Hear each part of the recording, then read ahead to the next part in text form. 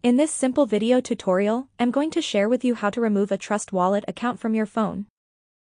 Deleting your Trust Wallet account from your phone is essential for security and privacy.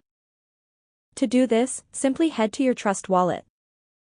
On your home page, tap right here next to your wallet name. Here you will find all your wallets. So to remove any, simply tap onto these three dots right here. You will want to tap on the delete icon on your upper right corner of the screen. Go ahead and select on delete. The wallet will successfully get deleted from your phone. Make sure to back up your seed phrase before deleting the app to maintain access to your funds, especially if you plan to switch devices or no longer use the wallet. That's how easy it is to delete Trust Wallet account from your device. If you have any questions, just let me know in the comments section down below. Please don't forget to leave a like, share and subscribe for more video tutorials like this one.